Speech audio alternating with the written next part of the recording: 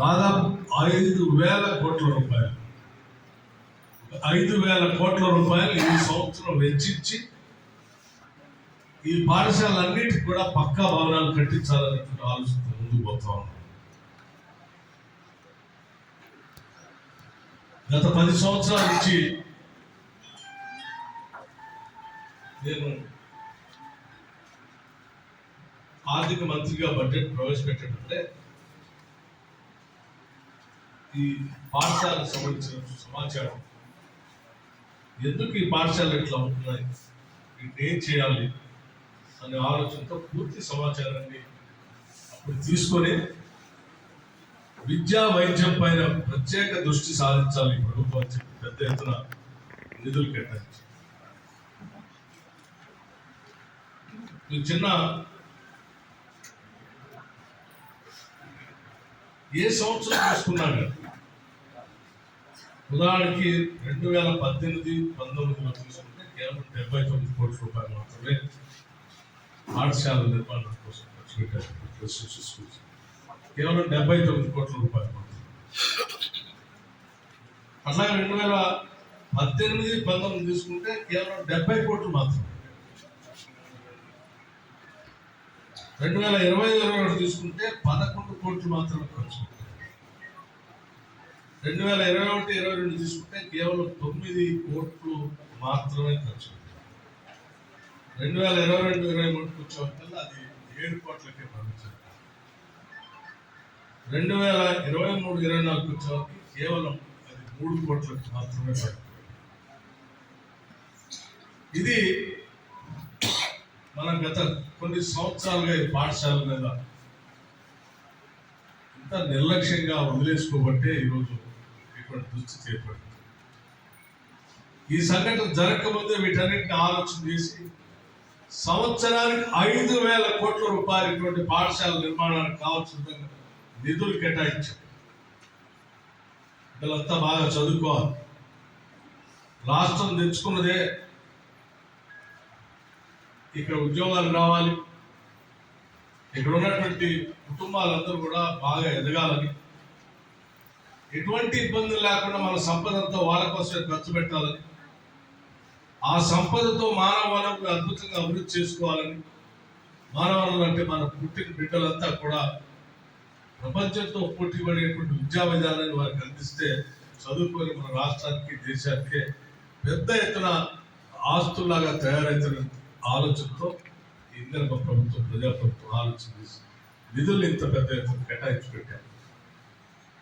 మేము ఇంత గొప్ప ఆలోచనతో ముందుకు పోతున్నటువంటి సమయంలో దురదృష్టం ఇక్కడ ఇద్దరు చిన్నారులు చనిపోవడం అనేది నిజంగా కలిసి వేస్తాం. అందుకే ఇది ఈ విషయం తెలిసిన తర్వాత వెంటనే నేను ఇక్కడ ఉన్నటువంటి మంత్రి గారికి, జీవనానికి, శాసనసభ్యులందరికీ, లక్ష్మణ్ కుమార్ గారికి, మిగతా శాసనసభ్యులందరికీ మాట్లాడి పర్యటన చేద్దాం, స్కూల్కి వెళ్దాం, చూద్దాం, అక్కడ సమస్యలు ఏదంటే వెంటనే వాటి పరిష్కారం చేద్దాం. కేవలం ఆ స్కూల్ ఒకటే కాదు, రాష్ట్ర వ్యాప్తంగా ఇంకెక్కడ కూడా ఇటువంటి సంఘటనలు పునరావృతం కాకుండా తీసుకోవాల్సిన చర్యలన్నీ తీసుకుందాం అని చెప్పి వెంటనే ఇక్కడ రావడం జరిగింది. తప్పనిసరిగా ఈ స్కూల్ దాదాపు 12 ఎకరాల స్థలం ఉందని చెప్తా ఉన్నారు. గతంలో దీనికి 2021-22లో డబ్బులు శాంక్షన్ చేసిన దాన్ని ఆ శాంక్షన్ చేసిన అమౌంట్ని రిలీజ్ చేయకపోతే కట్టకపోవడం వల్ల పూర్తి చేసుకోలేదు. తప్పనిసరిగా ఇప్పుడు ఏ బ్యాలెన్స్ ఉన్నా నేను సెక్రటరీ గారికి, కలెక్టర్ గారికి కూడా చెప్తా ఉన్నాను, ఇక్కడ నుంచే ఆదేశాలు ఇస్తా ఉన్నాను. వెంటనే మిగిలిన పనులన్నింటినీ మొదలు పెట్టించండి. బడ్జెట్ గురించి ఆలోచన చేయబాకండి, దానికి వెంటనే రిలీజ్ చేస్తామని కూడా మీ అందరికి నేను చెప్తున్నాను. కేవలం ఆ పాత కట్టడాలు మిగిలిపోయిన కట్టడాలు ఇంకా ఈ చుట్టుపక్కల ఉన్నటువంటి ప్రాంగణం అంతా కూడా కాంపౌండ్ వాళ్ళు లేకపోతే కాంపౌండ్ వాళ్ళు కట్టించండి. స్థలం కూడా చుట్టూ పొలాలు ఉన్నాయి కాబట్టి వాటర్ లాగింగ్ గా మారిపోయే ఉండటం వల్లే పురుగు పుట్టడానికి వస్తాం. మొత్తం ల్యాండ్ లెవెల్ కూడా హైట్ పెంచండి. వాటర్ అనేది ఇక్కడ పడ్డ నీటి చుట్టూ బయటకు పోయేటట్టు ఉండాలి తప్ప బయట నుంచి లోపల వచ్చేటువంటి పరిస్థితి డెఫినెట్గా అటువంటి తయారవుతుంది. సో దీని హైట్ పెంచండి, దాని హైట్ పెంచడానికి కావాల్సిన విధంగా ఎక్కడ నుంచి ఏ స్కీమ్ లోంచి మీకు ఫండ్స్ కావాలో ఆ స్కీమ్ నుంచి ఫండ్స్ ఇస్తాం. ఫండ్స్ గురించి ఇబ్బంది లేదు, మీరు వెంటనే ఆ పని కూడా చేపట్టండి. కలెక్టర్ గారికి ఇక్కడి నుంచి ఆదేశాలు ఇస్తా ఉన్నారు. ఇక హాస్పిటల్ సంబంధించిన అంశం చూస్తే ఎక్కడ ఇంతమంది పిల్లలు చదువుకుంటున్నారు. గతంలో నాకు బాగా గుర్తున్నారు 2004లో 2009లో చాలా స్కూల్స్లో ఆనాడు కాంగ్రెస్ ప్రభుత్వం ఉన్నప్పుడు స్పష్టంగా ప్రతి స్కూల్లో హాస్టల్లో హెల్త్ కార్డ్స్ మెయింటైన్ చేయాలని చెప్పారు. ప్రతి విద్యార్థిది ఆ స్థానికంగా ఉన్న డాక్టర్ ప్రతి నెల వచ్చి కార్డ్స్ మెయింటైన్ చేస్తూ చెక్ చేసి అతను ఎన్ని రాయాలి. లోకల్గా స్కూల్లో అందుబాటులో డాక్టర్ అందుబాటులో nearest hospital paramedical staff compulsory స్కూల్లోనే ఉండాలని. మరి వాళ్ళు ఎవరు లేరని చెప్పడం కూడా ఆశ్చర్యం చేస్తాం. అటువంటిది లేకుండా నేను స్కూల్ సెక్రటరీ గారు కూడా చెప్తా ఉన్నాను. 2 రోజుల తర్వాత నీకు 1-2 రోజుల్లో రివ్యూ మీటింగ్ పెడతాను. ప్రతి స్కూల్లో కూడా మెడికల్ సంబంధించి అట్లాగే స్నేక్ బైట్ కూడా మెడిసిన్ లేదని చెప్తా ఉన్నాను. ప్రతి స్కూల్లో ఎమర్జెన్సీ మెడిసిన్ ఉండాల్సిందే. పారామెడికల్ స్టాఫ్ ఉండాలి. స్నేక్ బైట్ సంబంధించి ఎందుకంటే అది రోజుల తరబడి ఆగే సమస్య కాదు. దాని గంటల్లోనే నిమిషాల్లోనే నిర్ణయం తీసుకుంటేనే మనిషి బతకడానికి అవకాశం.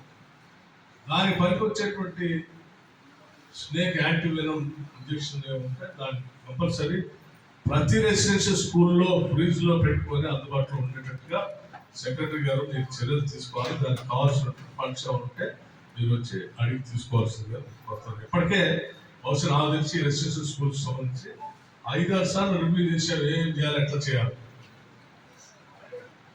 ఇంక్లూడింగ్ డాగ్ బైటింగ్ సంబంధించి all medicines available in the schools. మీరు దానికి సంబంధించి మెడికల్ రూమ్ లానే పెట్టుకొని అన్ని స్కూల్స్లో మీరు చేయండి. అట్లాగే తల్లిదండ్రులు బిడ్డలు చనిపోయారు, వాళ్ళు బతికి బాగా భవిష్యత్తులో పెద్దవాళ్ళు అయితే వాళ్ళ కుటుంబాలని పోషిస్తారని, సమాజానికి ఉపయోగపడతారని ఆశతో కూలీనాలు చేసుకుంటూ కూడా తీసుకొని వచ్చేటువంటి రిసోర్సెస్ స్కూల్ చదివిస్తూ ఉంటారు. వాళ్ళ భవిష్యత్తే వాళ్ళ బిడ్డలు. వాళ్ళు లేకపోతే భవిష్యత్తు అంతా అంధకారం, భూమి ఆకాశం తలకిందులైనట్టు. సో వాళ్ళ బాధ అర్థం చేసుకున్నటువంటి ప్రభుత్వం నేను చెప్తాను. తప్పనిసరిగా తల్లి జరిగిన నష్టాన్ని మేము పోర్చలేదు, కానీ తప్పనిసరిగా ఈ భవిష్యత్తు కోసం రాష్ట్ర ప్రభుత్వం తరఫున ఈ చనిపోయిన బిడ్డల తల్లిదండ్రులకు సంబంధించి ఈ రెసిడెన్షియల్ స్కూల్ సొసైటీలోనే ఎక్కడో దగ్గర ఉద్యోగం ఇచ్చేటువంటి కార్యక్రమం కూడా అట్లాగే మిగతా పరమైనటువంటి అంశాలు కూడా ఆలోచన చేసి చెప్తానని చెప్పి పాటిస్తూ ఇక్కడ చదివిస్తున్నటువంటి తల్లిదండ్రులందరికీ నేను భరోసా ఇస్తా ఉన్నాను. రాష్ట్ర ప్రభుత్వం తరఫున మేమందరం కలిసి భరోసా ఇస్తున్నాం. తల్లి, ఏ పిల్లవాడిని ఇక్కడ తీసుకొని పోవాల్సిన అవసరం లేదు. ఇక్కడ కావాల్సిన అన్ని జాగ్రత్తలు, చర్యలన్నీ తీసుకుంటాం. స్కూల్ అంతా తిరిగి చూస్తా ఉంటాం, కావాల్సిన ఏర్పాట్లన్నీ చేస్తాం. బాగా చదివించండి, ఉజ్వలమైన భవిష్యత్తు కోసం పునాదులు వేయండి. దానికి కావాల్సిన సకల చర్యలు తీసుకుంటాం. రాష్ట్ర వ్యాప్తంగా ఎక్కడెక్కడ మానిటరింగ్ చేయడానికి అవకాశం ఉందో అవసరమైతే ఆ మానిటరింగ్ కంట్రోలింగ్ సిస్టమ్ని కూడా ఏర్పాటు చేస్తాం. భవిష్యత్తులో ఎటువంటి ఇబ్బందులు లేకుండా చూస్తాం. రెసిడెన్షియల్ స్కూల్స్, గురుకుల ఇంటిగ్రేటెడ్ రెసిడెన్షియల్ స్కూల్స్ ఇంకా రాబోతూ ఉంటాయి, పెద్ద ఎత్తున కట్టబోతూ ఉంటాం. వాటన్నింటినీ పూర్తి అయిపోయిన తర్వాత ఇంకా చాలా బాగుంటాయి. హైజీనిక్ భోజనానికి సంబంధించి కూడా శుచి శుభ్రత కంపల్సరీ పాటించాల్సింది. దానికి సంబంధించి కూడా ఆలోచించేది. ఇందాక మంత్రి గారు పొన్నం ప్రభాకర్ గారు మాట్లాడుతూ గైడ్ ఛార్జెస్ గురించి కూడా ఆలోచన చేయాలని చెప్పారు.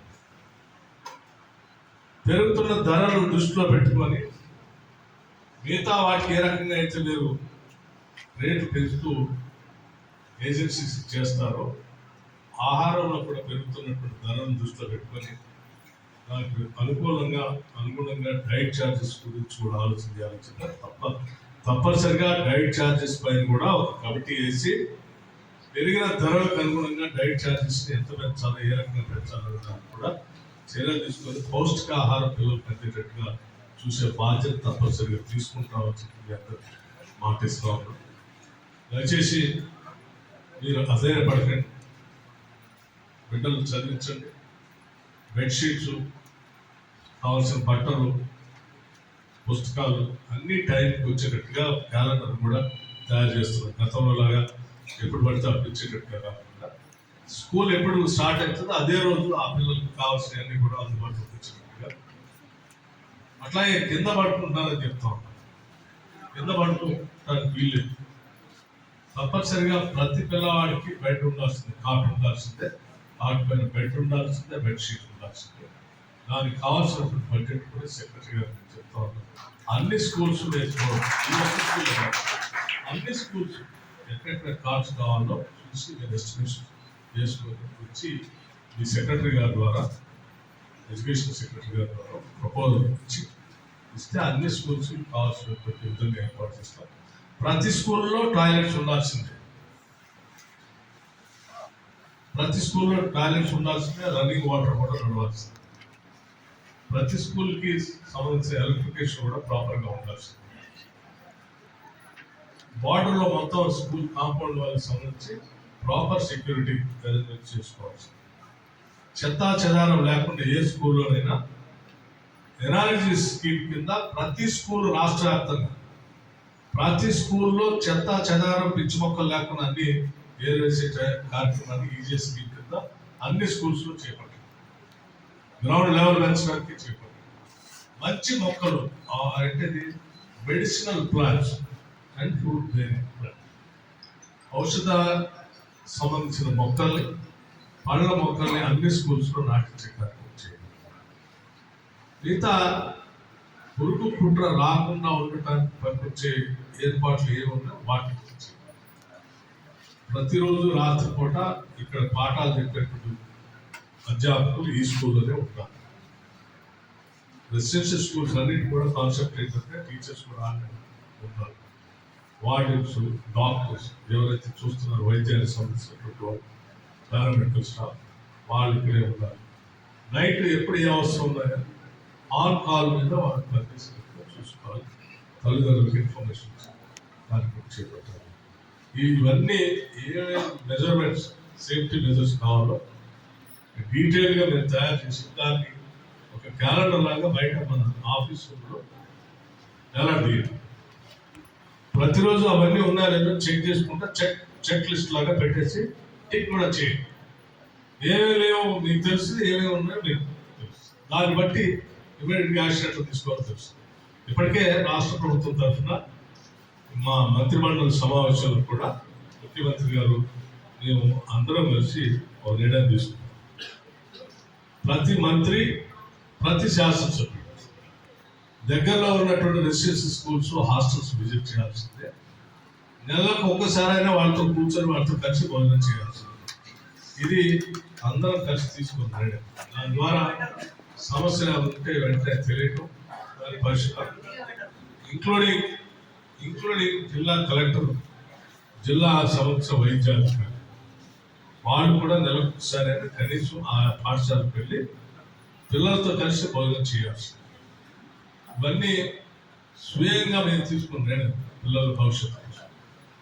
సో భవిష్యత్తులో ఇటువంటి సమస్యలు ఉత్పన్నం కాకుండా తీసుకోవాల్సిన చర్యలన్నీ తీసుకుంటామని చెప్పి మీ అందరికీ నేను మరొకసారి తల్లిదండ్రులందరికీ విజ్ఞప్తి చేస్తూ ధైర్యంగా పిల్లలందరికీ కూడా ధైర్యంగా ఉండేటట్టుగా వాళ్ళకి కూడా, ఎందుకంటే చిన్నవాళ్ళు వాళ్ళతో కలిసి చదువుకుంటున్నటువంటి వాడు, రోజు వాళ్ళతో కలిసి ఆడుకుంటున్నటువంటి వాడు సడన్ గా వాళ్ళు చనిపోతే వాళ్ళు కూడా అధైర్యానికి గురవుతారు. ముందు వాళ్ళ ధైర్యాన్ని చెప్పాలి, తల్లిదండ్రులు ప్రోత్సహించాలి. జరిగిన తప్పుల నుంచి, సంఘటన నుంచి సరిదిద్ది దీన్ని ముందు తీసుకెళ్ళి కార్యక్రమం చేస్తామని చెప్పి అందరికీ నేను పాటిస్తూ సెలవు తీసుకుంటాను.